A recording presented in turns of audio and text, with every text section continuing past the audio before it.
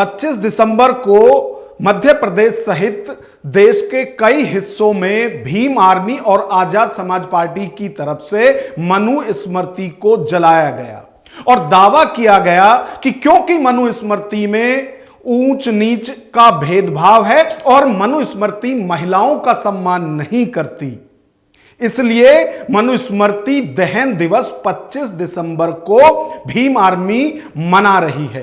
और दावा तो यह भी किया गया क्योंकि 25 दिसंबर 1927 को बाबा साहब भीमराव अंबेडकर ने मनुस्मृति जलाई थी, इसलिए हर साल भीम आर्मी 25 दिसंबर को मनुस्मृति दहन दिवस मनाती है और आगे भी इसी तरह से मनुस्मृति को जलाया जाएगा।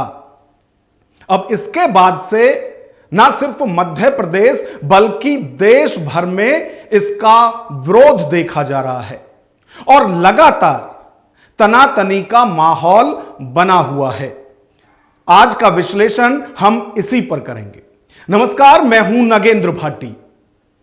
इसी 25 दिसंबर को मध्य प्रदेश सहित देश के कई हिस्सों में भीम आर्मी की तरफ से मनुस्मृति को जलाया गया और दावा किया गया कि क्योंकि 25 दिसंबर को ही 1927 में बाबा साहब अंबेडकर की तरफ से मनुस्मृति को जलाया गया था, इसलिए भीम आर्मी हर 25 दिसंबर को मनुस्मृति दहन दिवस मनाती है।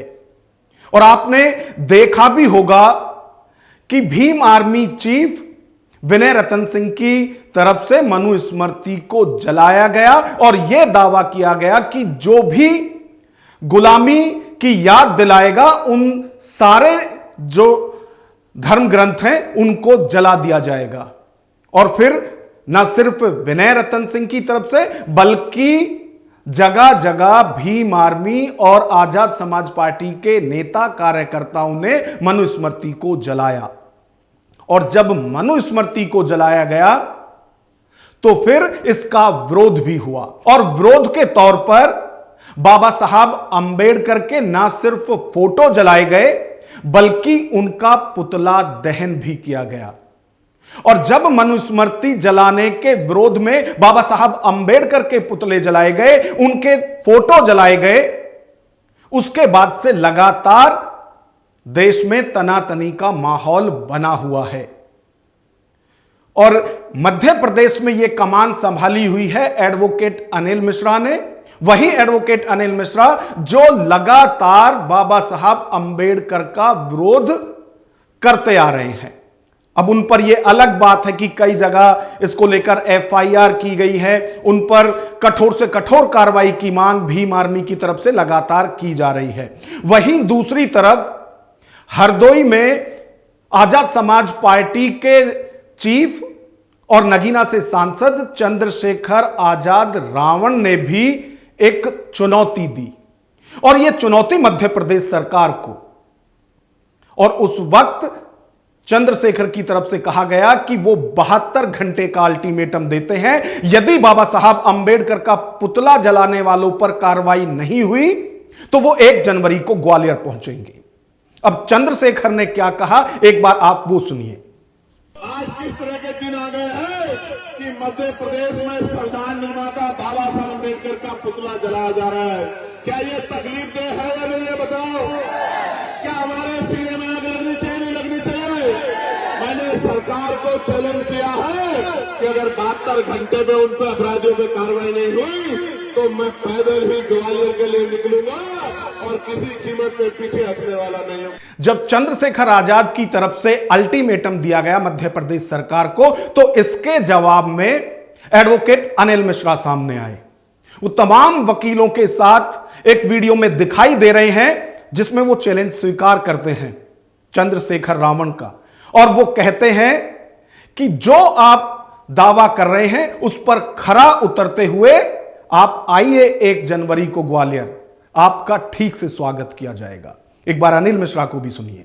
अगर 1 तारीख को यहाँ चंद्रशेखर रावण हमारे ग्वालियर का माहौल खराब करने के लिए आएगा तो हम लोग भी उसका स्वागत करने के लिए पूरी तैयारी करके बैठे हैं। आओ, हम अच्छे से स्वागत करेंगे।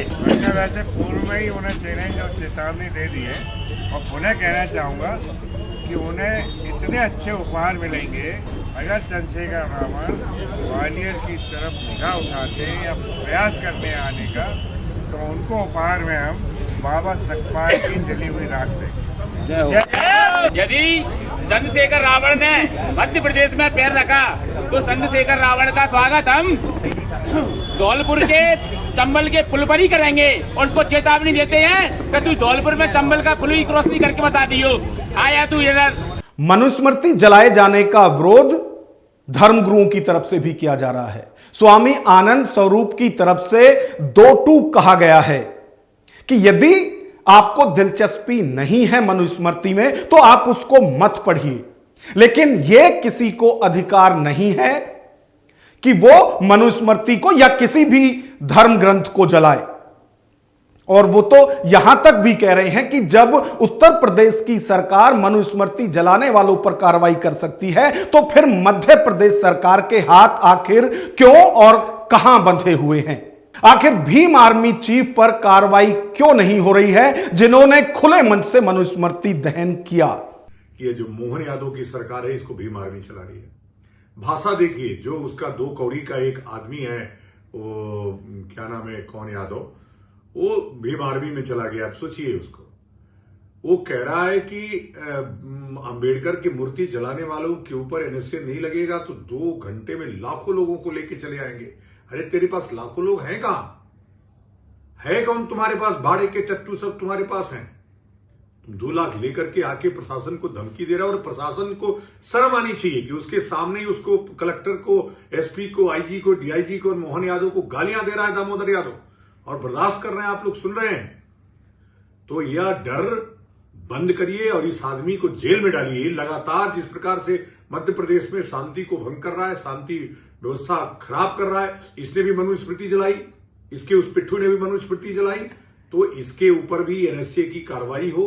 और जिस प्रकार के तत्परता से उत्तर प्रदेश सरकार ने मनुस्मृति जलाने वालों के ऊपर कार्रवाई की, पूरे देश में जब कार्रवाई होगी तब जाकर के, अरे भाई आपको नहीं पसंद है मत पढ़िए मनुस्मृति, मत देखिए मनुस्मृति, लेकिन हमको तो पसंद है, हमको तो पढ़ने दीजिए। आपको कुरान जलाने की तो हिम्मत नहीं है। कुरान में आप काफिर हैं, काफिर वाजिबुल कत्ल है, उसमें लिखा हुआ है, तड़पा तड़पा के मारने के लिए लिखा है। उसमें स्त्रियों की स्थिति देखिए क्या लिखा है, केवल बच्चा पैदा करने की मशीन आपकी हिम्मत है, आप एक पन्ना जला करके या फाड़ के देख लीजिए। लेकिन आप मनुस्मृति, रामचरितमानस लगातार जिस प्रकार से हमले कर रहे हैं, बर्दाश्त नहीं किया जाएगा। क्रिया की प्रतिक्रिया होती रहेगी। और दामोदर यादव तुमको तो जेल भिजवा करके रहेंगे, विनय रतन सिंह तुमको तो जेल भिजवा के रहेंगे, और जब तक कार्रवाई नहीं होगी तब तक यह आंदोलन चलता रहेगा। 25 दिसंबर को जब भीम आर्मी के नेताओं ने मनुस्मृति को जलाया तो उस वक्त ऐसा माहौल क्रिएट किया जा रहा था कि ये जो लड़ाई है ये बहुजन बनाम सवर्ण है। लेकिन अब जिस तरह की तस्वीरें सामने आ रही हैं उससे इतना साफ हो गया है कि ये 2 समाज की लड़ाई नहीं है, बल्कि ये लड़ाई सियासी है।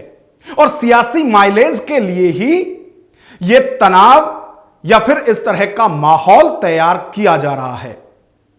क्योंकि यदि ये लड़ाई 2 समाज के बीच की होती तो फिर मुजफ्फरनगर में दलित और ओबीसी समाज के लोग मनुस्मृति के समर्थन में मार्च निकालकर मनुस्मृति जलाने वालों पर कार्रवाई की बात ना करते। जय भीम, जय श्री राम, जय भीम, जय श्री राम, जय मनुस्मृति, जय संविधान, जय मनुस्मृति, जय संविधान, जय मनुस्मृति, जय संविधान, जय मनुस्मृति, जय संविधान, जय मनुस्मृति, जय संविधान, जय मनुस्मृति, जय संविधान। भीम आर्मी के नेताओं ने जब 25 दिसंबर को मनुस्मृति को जलाया तो उस वक्त दलील यह दी गई थी कि क्योंकि 25 दिसंबर को ही 1927 में मनुस्मृति का विरोध करते हुए बाबा साहब अंबेडकर ने उसको जलाया था, इसलिए भीम आर्मी और आजाद समाज पार्टी हर 25 दिसंबर को मनुस्मृति दहन दिवस मनाती है। अब इसी को लेकर एक बार बहुजन समाज की सबसे बड़ी नेता मायावती से भी यह सवाल किया गया था, तो उस वक्त बहन जी की तरफ से क्या जवाब दिया गया था, एक बार आप उसे भी सुनिए। मनुस्मृति B.R. अम्बेडकर साहब ने चलाई, आप उस बयान का समर्थन। देखो, पहले बात तो आपने ये गलत बोला है कि बाबा साहब ने मनुस्मृति चलाई, बाबा साहब डॉक्टर अम्बेडकर ने नहीं चलाई है। एक तो आप ये तरफ करने लगी हैं। तो एक तरफ मनुस्मृति को जलाकर यह जताने की कोशिश की जा रही है कि क्योंकि बहुजन समाज के अब तक के सबसे बड़े नेता बाबा साहब अंबेडकर ने उसे जलाया था, इसलिए हर 25 दिसंबर को भीम आर्मी या फिर आजाद समाज पार्टी के नेता मनुस्मृति दहन दिवस मनाते हैं। लेकिन अभी बहुजन समाज की मौजूदा सबसे बड़ी नेता बहन जी मायावती की तरफ से यह स्पष्ट कर दिया गया है कि कभी भी बाबा साहब अंबेडकर की तरफ से मनुस्मृति को नहीं जलाया गया। अब जब वो ये मानती हैं तो इससे एक बहस और शुरू हो जाती है कि आखिर जब मनुस्मृति को बाबा साहब अंबेडकर ने नहीं जलाया तो फिर उनके नाम की दलील देकर भीम आर्मी के नेता आखिर क्या साबित करना चाहते हैं, आखिर क्यों वो समाज में तनाव पैदा कर रहे हैं। क्योंकि यदि मध्य प्रदेश की बात की जाए तो लगभग 1 साल हो चुका है जिसमें कि 2 समाजों के बीच में तनावपूर्ण हालात बने हुए हैं।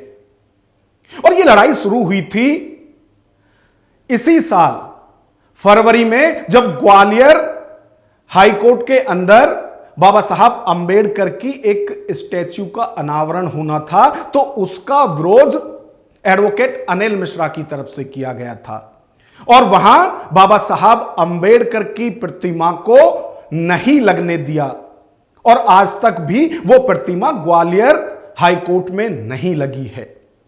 उसके बाद से लगातार यदि एडवोकेट अनिल मिश्रा की बात करें तो वो और भीम आर्मी आजाद समाज पार्टी के नेता एक दूसरे के सामने हैं, लगातार एक दूसरे को लेकर ऐसी बयानबाजी कर रहे हैं जिससे कि समाज में लगातार तनाव बढ़ रहा है। क्योंकि जब अनिल मिश्रा दलील देते हैं तो एक बड़ी तादाद में उनके साथ भी समर्थक खड़े हो जाते हैं। उसी तरह से जब दूसरी तरफ भीम आर्मी के नेता या फिर चंद्रशेखर आजाद दलील देते हैं तो उनके समर्थन में भी एक बड़ा जन समर्थन है और जनता यह नहीं देख पा रही है कि आखिर कौन सही है कौन गलत है, क्योंकि बातें दोनों तरफ से ऐसी की जा रही हैं कि जो भी उसे सुनता है उसे उसी की बातें सही लगती हैं, अच्छी लगती हैं। लेकिन यह सारी जो लड़ाई है यह सियासी माइलेज के लिए हो रही है।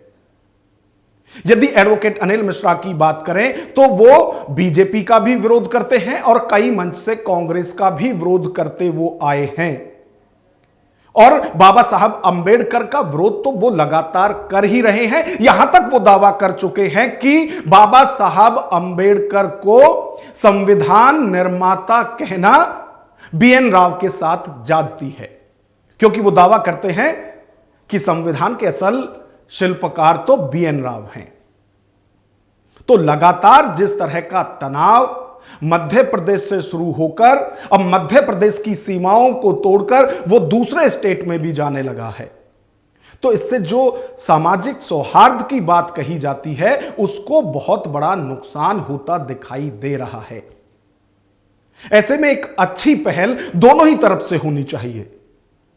अनिल मिश्रा या फिर जो भी सवर्ण समाज के लोग उनका समर्थन कर रहे हैं, उनके जो शीर्ष नेतृत्व है वो भी बात करें बैठकर, और इधर से भीम आर्मी या फिर आजाद समाज पार्टी के जो नेता हैं वो भी बैठकर बात करें और इस मामले को यहीं सुलझाना चाहिए। लेकिन इसके उलट दोनों ही तरफ से जिस तरह के बयान दिए जा रहे हैं उससे और तनाव बढ़ता जा रहा है। और अब तो उम्मीद यह है कि मौजूदा साल में तो जिस तरह का माहौल रहा वो रहा ही, अब नए साल से भी जो ये तनावपूर्ण माहौल है वो शायद बरकरार रहेगा। अब इस पूरी खबर पर आपकी क्या राय है, कमेंट बॉक्स में हमें जरूर बताएं। और यदि वीडियो पसंद आए तो लाइक करें और आगे भी इसी तरह की वीडियो देखने के लिए चैनल को सब्सक्राइब करें। नमस्कार।